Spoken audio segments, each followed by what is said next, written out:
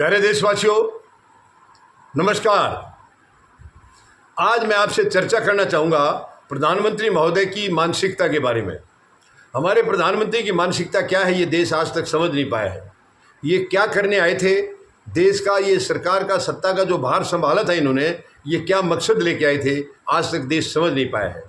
क्योंकि जिस दिन से आए हैं या तो देश को कमज़ोर कर रहे हैं, बांट रहे हैं जाति में, धर्म में, और कोई काम नहीं है। और विदेशी दौरे तो इतने किए इन्होंने कि जब ये भारत वापस जिस दिन आते थे उस दिन लोग भी ये कहने लगे थे कि आज भारत के प्रधानमंत्री भारत वापस आए हैं।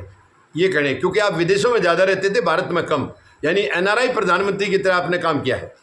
आप 18 घंटे 20 घंटे जागने की आपकी बातें सुनती हैं, उस जागने के दौरान आप क्या क्या प्लानिंग करते हैं वो अब समझ में आ रहा है कि आप क्या क्या सोचते होंगे। उसे आपने कोई देश के लिए नहीं सोचा है कि देश को कहाँ पहुँचाना है, क्या तरक्की करनी है, नहीं।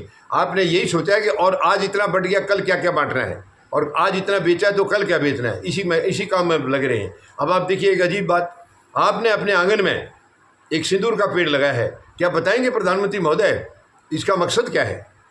क्या आप तो कुछ तो सोचा होगा। सिंदूर के पेड़ का 11 साल के बाद आपको ध्यान कैसे आ गया? जब आपकी विदाई होने वाली है तब आपको सिंदूर का पेड़ लगाने का कैसे ख्याल आया? कुछ तो बताइए इसके बारे में, देश को बताइए ना। आप देश के प्रधानमंत्री हैं, देश को जानने का हक है। आप पेड़ लगाए हैं आपने सिंदूर का, तो उसके पीछे कोई तो सोच रही होगी।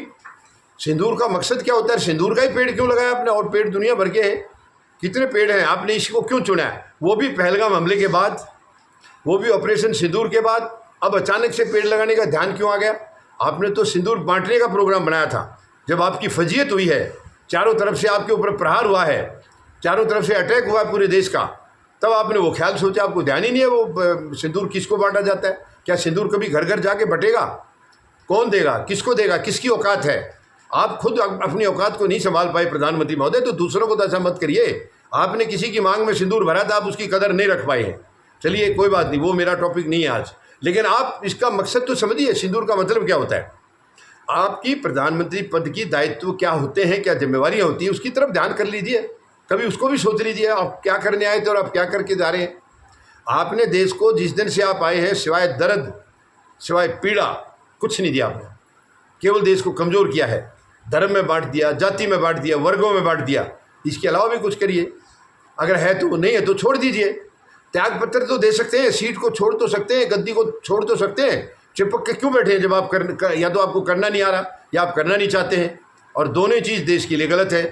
तो कम से कम अब तो सोचिए प्रधानमंत्री महोदय, बहुत लंबा टाइम हो गया, 11 साल हो गए आपके। 9 जून को 11 साल हो जाएंगे। तीसरी बार सत्ता ग्रहण करके आपको 11 साल हो जाएंगे। हालांकि 11 साल तो आपको 26 मई को हो चुके हैं, क्योंकि पहली बार आपने 26 मई 2014 को शपथ ली थी, तो उस हिसाब से तो 26 मई को आपके 11 साल पूरे हो गए हैं। लेकिन सत्ता के अंदर 11 साल जिस शपथ लेने के हिसाब से आपने 9 जून को ली थी तीसरी बार, तो आपका जो पार्टी का प्रोग्राम है वो 11 साल 9 जून को मान रहा है। तो 9 जून भी आ गया है, केवल एक कल का दिन बाकी है। तो प्रधानमंत्री महोदय अब तो सोच बदल लीजिए कम से कम। भारत दुनिया में बहुत ऊंचा दर्जा था भारत का, बहुत ऊंचे विचार थे भारत के बारे में, और आज भारत कहाँ खड़ा है? पाकिस्तान से भी निचला दर्जा है। हमारे से पाकिस्तान का दर्जा ऊंचा है।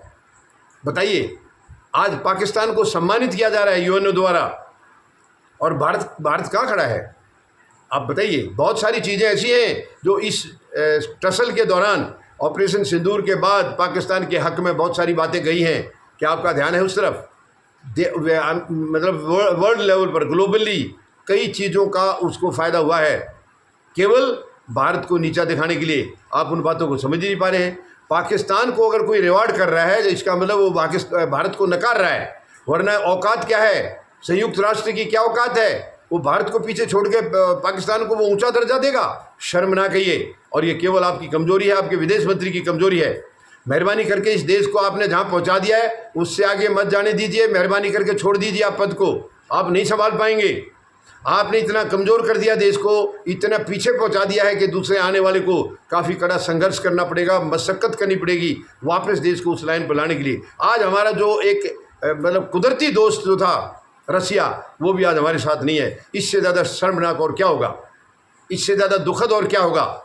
सबका सब झुकाव पाकिस्तान की तरफ है, जो आतंकवादी राष्ट्र है, सब मानते हैं, लेकिन आज उसको भारत से ऊपर का दर्जा दिया गया है।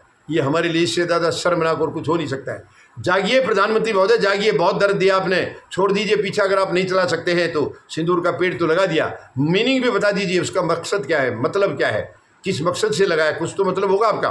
फल खाने का होता है मकसद, छाया में बैठने का होता है, कुछ तो होगा, या सिंदूर का व्यापार करना है, किसके लिए करना है, किसको देना है, क्या करना है, रिटायरमेंट के बाद का जुगाड़ है क्या? तो पेड़ तो यहीं रह जाएगा, आप तो चले जाएंगे, पेड़ थोड़ा आपके साथ जाएगा। तो प्रधानमंत्री महोदय, आखिर ये कलाकारी आप किस हिसाब से कर रहे हैं, कैसे कर रहे हैं, क्यों कर रहे हैं, बताइए, देश जानना चाह रहा है। आखिर सिंदूर के पेड़ के पीछे आपकी राजनीति क्या है? आपने घर घर में बांटने का प्रोग्राम बनाया था, फजीयत के बाद में आपने पेड़ लगा दिया। अब इस पेड़ के पीछे कोई तो मंशा रही होगी, कृपया देश को बताइए। उम्मीद है प्रधानमंत्री महोदय शायद देश को अंधेरे में नहीं रखेंगे, देश को सारी सच्चाई बताएंगे। धन्यवाद। जय जवान,